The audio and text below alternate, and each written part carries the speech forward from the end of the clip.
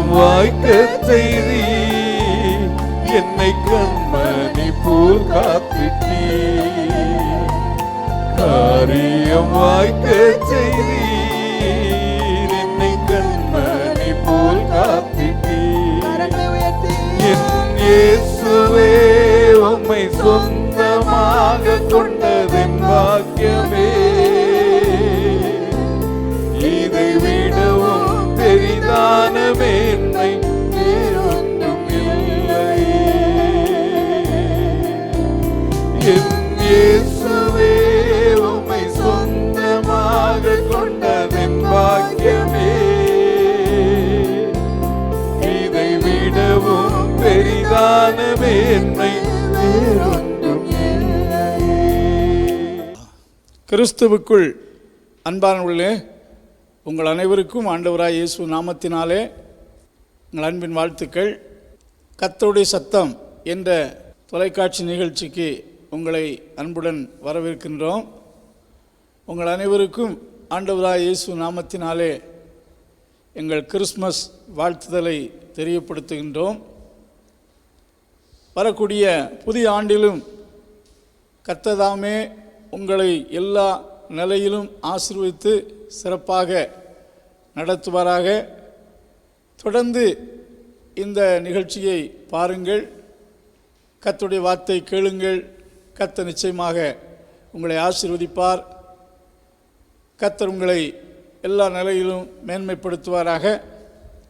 இந்த நாளிலும் லூக்கா சுவிசேஷம் 1ஆம் அதிகாரம் 67ஆம் வசனத்திலிருந்து சில வசனங்களில்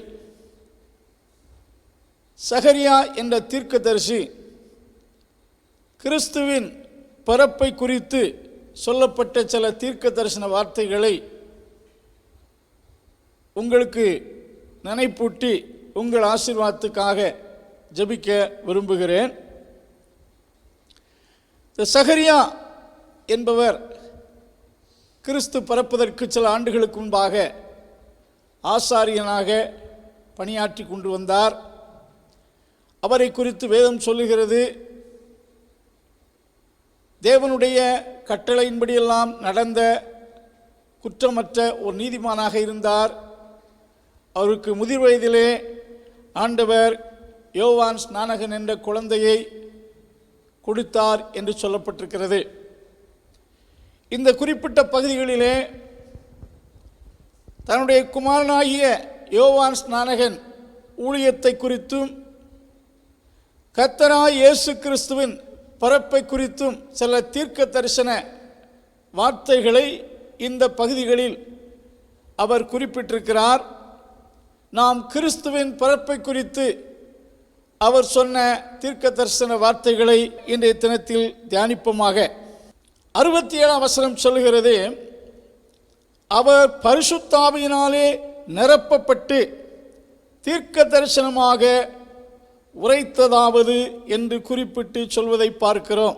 இந்த வசனங்களிலே கிறிஸ்துவின் பிறப்பை குறித்து ஒரு 5 கருத்துக்களை அவர் குறிப்பிட்டிருக்கிறார். 77ஆம் வசனத்திலே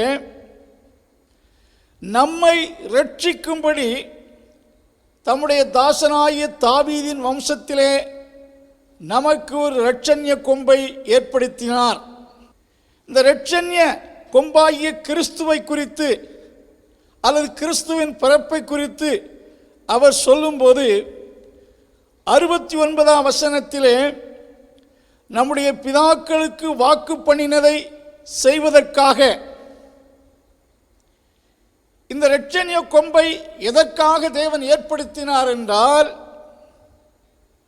நம்முடைய பிதாக்களுக்கு வாக்கு பண்ணினதை செய்வதற்காக இந்த இரட்சண்ய கொம்பை ஏற்படுத்தினார். இரண்டாவது சொல்லுகிறார் 70ஆம் வசனத்திலே, தம்முடைய பரிசுத்த உடன்படிக்கையை நினைத்தருளி இந்த இரட்சண்ய கொம்பை தாவீதின் குடும்பத்தில் ஏற்படுத்தினார். நம்முடைய முற்பிதாக்களோடு அவர் பண்ணின பரிசுத்த உடன்படிக்கையை நினைவு கூர்ந்து இந்த இரட்சண்ய கொம்பை ஏற்படுத்தினார் என்று குறிப்பிடுகிறார். மூன்றாவதாக 72ஆம் வசனத்திலே அவர் நம்முடைய பிதாவாகிய ஆபிரகாமுக்கு இட்ட ஆணையை நிறைவேற்றுவதற்காக இந்த இரட்சணிய கொம்பை நமக்கு ஏற்படுத்தினார்.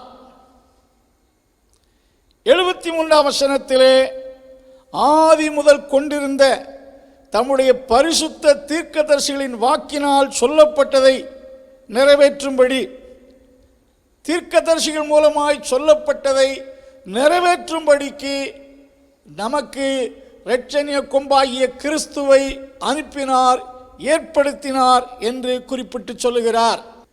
கிறிஸ்துவின் பிறப்பு என்பது அது சாதாரண விஷயம் அல்ல. அவருடைய பிறப்பை குறித்து மீகா தீர்க்க தரிசனம் 5ஆம் அதிகாரம் 2ஆம் வசனத்திலே அவருடைய புறப்படுதல் அநாதி நாட்களாகிய பூர்வத்தினுடையது என்று சொல்லும்போது, கிறிஸ்து இந்த உலகத்திற்கு மீட்பராக வர வேண்டும் என்பது பரலோகத்திலே அநாதி நாட்களாகிய என்று சொல்லும்போது உலக தோற்றம் முதல் நித்தியத்திலே தீர்மானிக்கப்பட்ட ஒன்று என்று மீகா தீர்க்கதரிசி சொல்வதை நாம் பார்க்கின்றோம். ஆண்டவர் இயேசு கிறிஸ்து 2000 ஆண்டுகளுக்கு முன்பாக இந்த உலகத்தில் பிறந்தார் என்பதைத்தான் நாம் அறிந்திருக்கிறோம். ஒரு முறை இயேசு யூதர்களோடு பேசும்போது, உங்கள் பிதாவாகிய ஆபிரகாம் என்னுடைய நாளை காண ஆசையாக இருந்தான், கண்டு களிகூர்ந்தான் என்று குறிப்பிட்டு சொன்னார். அப்பொழுது யூதர்கள் சொன்னார்கள், உமக்கு இன்னும் 50 வயது ஆகலையே, நீ ஆபிரகாமை கண்டீரோ என்றார்கள். அதற்கு இயேசு, ஆபிரகாம் உண்டாவதற்கு முன்னமே நான் இருக்கிறேன் என்று மெய்யாகவே மெய்யாகவே உங்களுக்கு சொல்லுகிறேன். ஆபிரகாம் உண்டாவதற்கு முன்பாகவே நான் இருக்கிறேன். அன்பானவர்களே, இயேசு மனிதர்களை மீட்க மாம்சத்தில் வெளிப்பட்டது தான் 2000 ஆண்டுகளுக்கு முன்பாக. அதை தான் கிறிஸ்மஸ் என்று குறிப்பிடுகிறோம். இயேசுவின் பிறப்பு என்பது ஒரு அற்புதம். உலகத்தில் எத்தனை பேர் பிறக்கிறார்கள், ஆனால் கிறிஸ்து பிறந்தது போல ஒருவரும் இந்த உலகத்தில் பிறக்க முடியாது, பிறந்ததும் இல்லை. இயேசுவின் பிறப்பு தேவனால் திட்டம் பண்ணப்பட்டதும் அது தெய்வீகமானது. ஆகையால் தான் இயேசு பிறந்தபோது ஒரு குரூப் ஆஃப் ஏஞ்சல்ஸ் ஆகாயத்தில் தோன்றி உன்னதத்திலே தேவனுக்கு மகிமையும் பூமியிலே சமாதானமும் உண்டாவதாக என்று சொல்லி ஒரு கோரஸை பாடி தேவனை தொழுது கொண்டார்கள் என்றும், அதில் ஒரு தூதன் இயேசுவின் பிறப்பை குறித்து மேய்ப்பர்களிடத்திலே போய், உங்களுக்காக ஒரு இரட்சகர் பிறந்திருக்கிறார் என்று சொல்லி அறிவித்ததாக பார்க்கிறோம். இயேசு பிறந்தபோது பரலோகத்தின் சேனை, தேவதூதருடைய சேனை இந்த பூமிக்கு வந்து அவர் பிறந்த இடத்துக்கு நேராக வந்து அவரை போற்றி புகழ்ந்து பாடி அவரை தொழுது கொண்டார்கள் என்று வாசிக்கிறோம். உலகத்தில் இந்த இப்படிப்பட்ட ஒரு நிகழ்வு எந்த குழந்தை பிறந்தபோதாவது நடந்திருக்க கூடுமா? அன்பானுள்ளே, கிறிஸ்துவின் பிறப்பு அநாதி காலத்துக்கு முன் தீர்மானிக்கப்பட்ட ஒன்று. இரண்டாவதாக, கிறிஸ்து பிறந்தபோது வானத்தில் ஒரு அற்புதமான நட்சத்திரம் தோன்றி அவருடைய பிறப்பை முழு உலகத்துக்கும் அறிவித்தது. இந்த கிறிஸ்துமஸ் நாட்களிலே கிறிஸ்தவர்கள் வீடுகளிலே நட்சத்திரங்கள் தொங்க விடுவார்கள். அது எதை காட்டுகிறது என்றால், இந்த நிகழ்வை நினைவு கூறும்படித்தான் அது செய்யப்படுகிறது. திடீரென்று தோன்றின நட்சத்திரத்தை வான சாஸ்திரிகள் கண்டு உலகத்தை முழுவதும் ஆளக்கூடிய ஒரு பெரிய ராஜாதி ராஜா இந்த பூமியில் பிறந்திருக்கிறார், அவரை நாம் போய் பார்ப்போம் என்று சொல்லி தீர்மானித்து அந்த நட்சத்திரத்தின்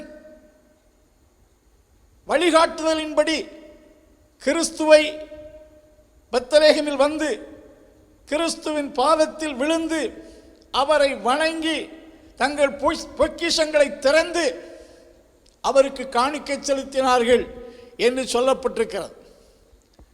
அவர்கள் ஆசாரியர்கள் அல்ல, தீர்க்கதரிசிகள் அல்ல, யூதர்கள் அல்ல, வானசாஸ்திரிகள், பிரஜாதிகள் தான். ஆனாலும் அந்த நட்சத்திரத்தை பார்த்தபோது உலகத்தை ஆளக்கூடிய ஒரு பெரிய மனிதர் பூமியில் தோன்றியிருக்கிறார் என்று சொல்லி இந்த கிறிஸ்துவாகிய சிறிய அந்த பாலகன் பிறந்திருக்கிற இடத்தை வந்து அந்த நட்சத்திரம் கிறிஸ்து இருந்த வீட்டுக்கு நேராக வந்து தன்னுடைய வெளிச்சத்தை அந்த வீட்டுக்கு நேராக காண்பித்த போது அந்த வீட்டுக்குள்ளே பிரவேசித்து அந்த குழந்தைக்கு முன்பாக குழந்தையின் பாதத்தில் இந்த பெரிய மனிதர்கள், இந்த சாஸ்திரிகள், இந்த ஞானிகள், சொல்லப்பட்டிருக்கிறது 3 தேசத்தின் ராஜாக்கள் என்று சொல்லுகிறார்கள், பெரிய மனிதர்கள் இந்த குழந்தைக்கு முன்பாக சாஷ்டாங்கமாக விழுந்து தங்கள் பொக்கிஷங்களை காணிக்கையாக படைத்தார்கள் என்று சொல்லப்பட்டிருக்கிறது. அருமையானவர்களே, கிறிஸ்து இயேசு மனிதர்களை மீட்பதற்காக இந்த பூமிக்கு அவர் வந்தார். அதை குறித்து இந்த சகரியா சொல்லும் ஒரு 3 கருத்தை உங்களோடு பகிர்ந்து கொள்ள விரும்புகிறேன். கிறிஸ்துவின் பிறப்பை குறித்து அவர் சொல்லும்போது, உன்னதத்தில் இருந்து தோன்றிய அருணோதயம் நம்மை சந்தித்திருக்கிறது. உன்னதத்தில் இருந்து தோன்றிய உன்னதம் என்று சொல்லும்போது 2 கருத்தை சொல்லுகிறார். உன்னதத்தில் இருந்து தோன்றிய அருணோதயம். அருணோதயம் என்றால் ஒரு வெளிச்சத்தை காட்டுகிறது. நாம் இந்த உலகத்தில் பல வெளிச்சங்களை பார்த்திருக்கிறோம். சன்லைட் தெரியும், மூன்லைட் தெரியும், எலக்ட்ரிக்கல் ரொம்ப பிரகாசமான வெளிச்சங்களை எல்லாம் பார்த்திருக்கிறோம். சூரியனிடத்திலிருந்து வரக்கூடிய பகல் வெளிச்சத்தை பார்க்கிறோம். பட் உன்னதத்திலிருந்து தோன்றிய, உன்னதத்திலிருந்து வந்த வெளிச்சம், அதுதான் மெய்யான ஒளி, அதான் தேவன் ஒளி. கிறிஸ்துவாகிய அந்த வெளிச்சம் உன்னதத்திலிருந்து தோன்றியவர். உன்னதம் என்று சொன்னால் மோஸ்ட் ஹையஸ்ட் டாப்பஸ்ட் பிளேஸ். இப்போ எவரெஸ்ட் சிகரத்தை எல்லா மலைகளை விட உயர்ந்த மலை என்று சொல்லுவோம். அதுபோல எல்லாவற்றுக்கும் ஒரு டாப்பஸ்ட் ஒன்று இருக்கிறது. இதுபோல ஆண்டவர் எல்லாவற்றுக்கும் மேலான உயர்ந்த இடம், அதுதான் தேவனுடைய ராஜ்யம். இந்த உன்னதத்தில் இருந்து தோன்றிய அருணோதயம் என்று வசனத்திலே நாம் வாசிக்கின்றோம். இயேசு உலகத்துக்கு ஒளியா இருக்கிறார். அவர் மெய்யான ஒளி. உன்னதத்திலிருந்து, உயரத்திலிருந்து இந்த பூமிக்கு அவர் வந்தவர். இயேசுவை குறித்து யோவான் ஸ்நானகன் சொல்லும்போது, யோவான் சுவிசேஷம் 3ஆம் அதிகாரம் 31ஆம் வசனத்திலே, உன்னதத்திலிருந்து வருகிறவர் எல்லாரிலும் மேலானவர், எல்லாவற்றை பார்க்கிலும் மேன்மை உள்ளவர். இயேசு அடிக்கடி சொல்லும்போது, நான் இந்த பூமியிலிருந்து உண்டானவன் அல்ல, நான் உன்னதத்திலிருந்து வந்தவர் என்று அடிக்கடி கூறுவதை பார்க்கிறோம். ஸோ உன்னதத்தில் இருந்து தோன்றினவர், பரலோகத்தில் இருந்து இந்த பூமிக்கு வந்தவர். நாமெல்லாம் இந்த பூமியிலே பிறந்து பூமியிலே வளர்கிறவர்கள். பட் இயேசு நம்மை போல், மனுஷர்களைப் போல் ஒருவர் அல்ல. அவர் உன்னதத்தில் இருந்து பிறந்தவர். அவர் உன்னதத்திலிருந்து இந்த பூமிக்கு வந்தவர். ஆகையால் தான் அவர் ரட்சிக்கும்படி வந்தார், இந்த பூமிக்கு வந்தார். நாமெல்லாம் இந்த பூமியிலே பிறந்தவர்கள். பட் அவர் உன்னதத்திலிருந்து தோன்றினவர், உன்னதத்திலிருந்து இந்த பூமிக்கு ஒரு நோக்கத்தோடு வந்தவர் என்று இயேசுவின் பிறப்பை குறித்து இந்த சகரியா தீர்க்க தரிசனமாய் சொல்லுகிறார். இரண்டாவதாக, எதற்காக இந்த பூமிக்கு வந்தார் என்று சொல்லும்போது அடுத்த பாட்டை நாம் இந்த வசனத்தில் பார்க்கும்போது, அந்தகாரத்திலும் மரண இருளிலும் உட்கார்ந்திருக்கிறவர்களுக்கு வெளிச்சம் தருவதற்காக வந்தார். வேதாகமத்திலே அந்தகாரத்தில் இருக்கிறவர்கள் என்று சொல்லும்போது அந்தகாரத்தை பாவத்துக்கும் பிசாசனுடைய அடிமைத்தனத்துக்கும் ஒப்பிட்டு வேதத்தில் சொல்லப்பட்டிருக்கிறது.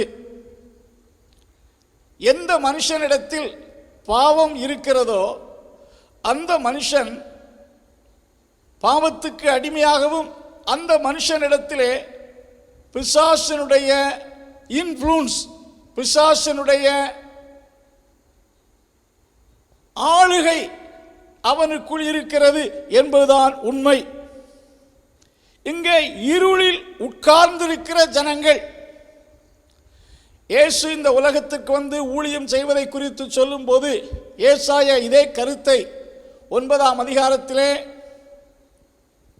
தீர்க்க தரிசனமாக எழுதி வைத்திருக்கிறார். ஏசாயா 9:1-2 ஆகிய வசனத்தை நீங்கள் வாசித்து பார்ப்பீர்கள் என்றால், இருளில் நடக்கிற ஜனங்கள் பெரிய வெளிச்சத்தை கண்டார்கள், மரண இருளின் தேசத்தில் குடியிருக்கிறவன் மேல் வெளிச்சம் பிரகாசித்தது என்று குறிப்பிடுகிறார். அதை மத்தேயு 4ஆம் அதிகாரம் 15ஆம் வசனத்திலே இதே கருத்தை எடுத்து எழுதும்போது, இருளில் இருக்கும் ஜனங்கள் பெரிய வெளிச்சத்தை கண்டார்கள், மரண இருளின் திசையில் இருக்கிறவர்களுக்கு வெளிச்சம் உதித்தது என்று குறிப்பிடுகிறார். லூக்காவும் அப்போஸ்தலரும் இதே கருத்தை தான் சுட்டி காண்பிக்கிறதை நாம் பார்க்கிறோம்.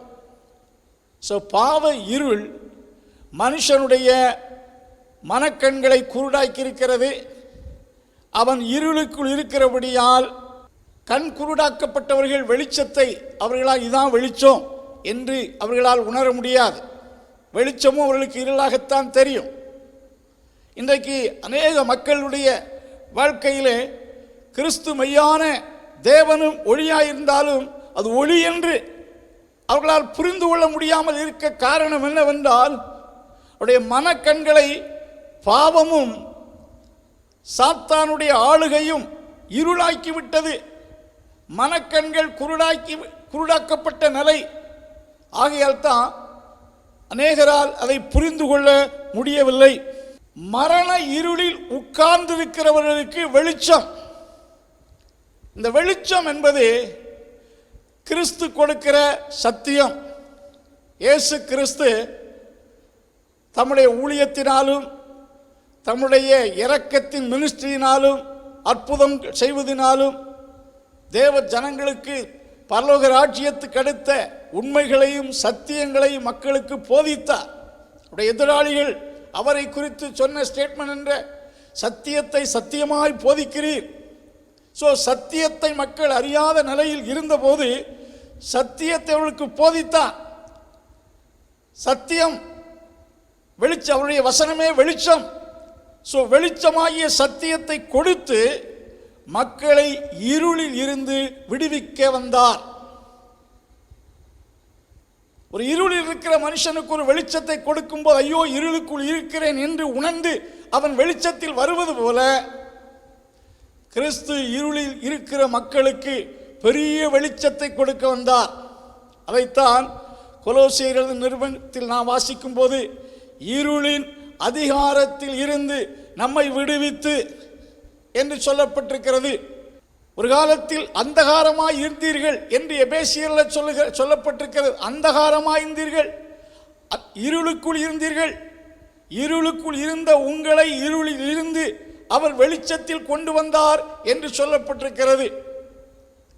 பாவத்திற்கும் சாத்தானுடைய அடிமைத்தனத்தையும் இருளுக்கு ஒப்பிட்டு சொல்லப்பட்டிருக்கிறது. இரண்டாவது சொல்லப்பட்டிருக்கிறது, மரண இருளின் வெளிச்சத்தில் இருளில் உட்கார்ந்தவர்கள் மரண இருளின் நிழலில் உட்காருகிறவர்கள். வேதத்தில் வாசிக்கின்றோம், யார் பாவ இருளில் இருக்கிறார்களோ அவர்கள் மரண இருளில் அல்ல, மரண இருளின் நிழலில் இருக்கிறார்கள். அது ஒரு ஆக்கினை தீர்ப்பை காட்டுகிறது. ரோமருக்கு நிருபம் 6ஆம் அதிகாரம் 23ஆம் வசனத்திலே பவுல் எழுதுகிறார், பாவத்தின் சம்பளம் மரணம், கர்த்தராய் இயேசு கிறிஸ்துவின் கிருபை வரமோ நித்திய ஜீவன். நித்திய ஜீவன், நித்திய மரணம். மரணம் என்பது ஏதோ நம் சரீர மரணத்தை எங்கே அவர் குறிப்பிடவில்லை. எட்டர்னல் லைஃப், எட்டர்னல் டெத் என்று சொல்லும்போது கிறிஸ்துவின் மூலமாய் வெளிச்சத்துக்குள் வராமல் இருளுக்குள் நாம் இருப்போம் என்றால், அந்தகாரத்தில் இருப்போம் என்றால் நாம் மரணத்தில் நிழலில் தங்கி கொண்டிருக்கின்றோம். மரண இருளின் நிழலில் இருக்கின்றோம். மரண இருளின் நிழல் என்று சொல்லும்போது ஒரு நித்திய ஆக்கினை தீர்ப்பின் கீழ் நாம் வாழ்ந்து கொண்டிருக்கின்றோம். சரீர பிரகாரமாக நாம் மரிக்கும் போது ஒரு நித்திய நரகத்துக்குள் நாம் செல்ல வேண்டிய ஒரு கோபாக்கினைக்குள் இருக்கின்றோம் என்பதுதான் அந்த வார்த்தை. அருமையானவர்களே, அப்படிப்பட்ட மரணத்தில் இருந்து, நரக ஆக்கினையில் இருந்து நம்மை ரட்சிப்பதற்காக, விடுவிப்பதற்காக இயேசு இந்த உலகத்தில் வந்தார்.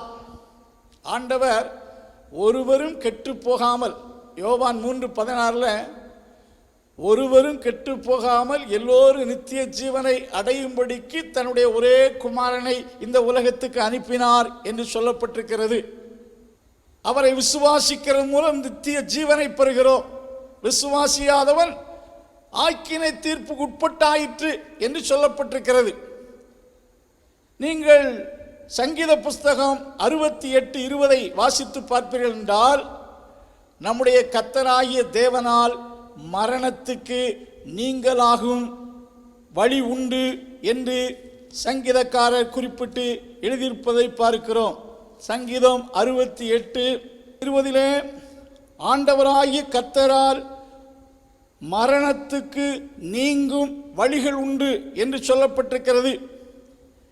நீதிமொழிகளின் புஸ்தகம் 13ஆம் அதிகாரம் 14ஆம் வசனத்தை நீங்கள் வாசித்து பார்ப்பீர்கள் என்றால், ஞானவான்களுடைய போதனை ஜீவ ஊற்று, அதனால் மரண கண்ணிக்கு தப்பலாம். மரண கண்ணி என்பது ஒரு எட்டர்னல் நித்திய ஆக்கினை தீர்ப்பை காட்டுகிறது. நரக தண்டனையிலும் நாம் தப்பலாம். இயேசு கிறிஸ்துவை, இயேசு உன்னதத்திலிருந்து இந்த பூமிக்கு எதுக்காக வந்தார், எதற்காக தாவீதின் வம்சத்தில் நமக்கு ஒரு இரட்சணிய கொம்பை ஏற்படுத்தினார் என்றால், ஒன்று, நம்மை பாவ இருளிலிருந்து விடுவிக்க, இரண்டாவது நம்மை மரண நிழலில் இருந்து தப்புவிக்க, மூன்றாவதாக நாம் பார்க்கும்போது நம்முடைய கால்களை சமாதானத்தின் வழியிலே நடத்த அந்த அருணோதயம் நம்மை சந்தித்திருக்கிறது. மனிதனுடைய கால்கள் இன்றைக்கு பலவிதமான கலகத்தையும் குழப்பத்தை உண்டாக்கக்கூடிய வழிகளில் செல்கிறது. மனிதர்களுக்கு நல்ல வழிகாட்டி இல்லை, நல்ல மெய்ப்பர்கள் இல்லை. மக்களை தவறுதலான பாதையில் நடத்த தரலான பொய்யர்கள் இருக்கிறார்கள். ஆகையினால சண்டை, குழப்பம், சமாதான கேடுகள் காணப்படுகிறது. பட் கிறிஸ்து இந்த உலகத்திற்கு எதற்காக வந்தார் என்றால், தம்முடைய ஜனத்தின் பாதங்களை சமாதானத்தின் வழியில் நடத்த. சமாதானத்தின் வழிகள் என்று கிடையாது, ஒன்லி ஒன் வே, ஒரே வழி, சமாதானத்தின் வழி. அந்த சமாதான வழியை உங்களுக்கு சொல்வது மட்டுமல்ல, சமாதான காரணராகிய அவர் தாமே உங்களை அந்த சமாதானத்தின் வழியில் உங்கள் பாதங்களை நடத்தி செல்கிறவர். தாவீது சொல்லுகிறார், அவர் என்னை நீதியின் பாதையில் நடத்துகிறார். தாவீதை நீதியின் பாதையில் நடத்தினது போல கிறிஸ்து அவருடைய பிள்ளைகளை சமாதானத்தின் வழியில் நடத்துகிறார். அவருடைய பாதங்கள் சமாதானத்தின் வழியில் நிற்கிறது, நடக்கிறது, ஓடுகிறது. இன்றைக்கு மனிதனுடைய உள்ளத்தில் சமாதானம் இல்லை. பலவிதமான யுத்தங்கள் உள்ளத்தில் தொடர்ந்து நடந்து கொண்டிருக்கிறது. ஆகையினால்தான் மனுஷனுடைய வாயிலும் செயல்பாடுகளிலும் நிறைய கலகங்களை உருவாக்கக்கூடியவர்களாக இருக்கிறார்கள். அன்பானுள்ளே, கிறிஸ்து சமாதானக்காரன். சமாதானத்தை கொடுத்து சமாதானத்தின் வழியில் நடத்த இந்த கிறிஸ்துவாகிய அருணோதயம் இந்த பூமிக்கு வந்தது. இந்த மாலை வேளையிலே இந்த செய்தியை கேட்கிற நீங்கள் இந்த கிறிஸ்துவால் கிடைக்கக்கூடிய இந்த 3 ஆசீர்வாதத்தை பெற்றிருக்கிறீர்களா?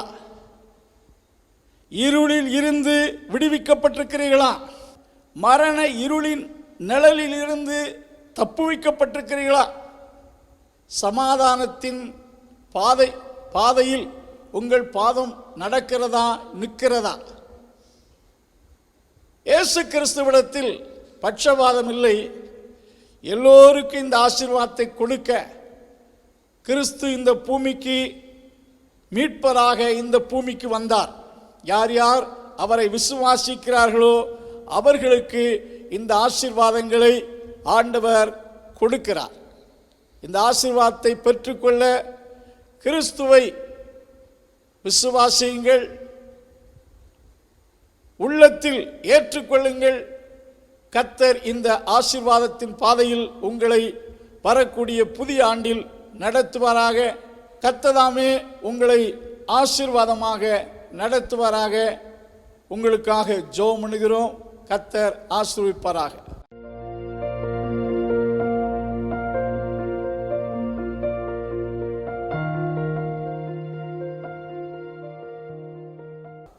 சர்வ வல்லமை உள்ள எங்கள் மீட்பரே, இந்த பூமிக்கு மீட்பராக உன்னதத்தில் இருந்து வந்தவரே, உமக்கு ஸ்தோத்திரம்.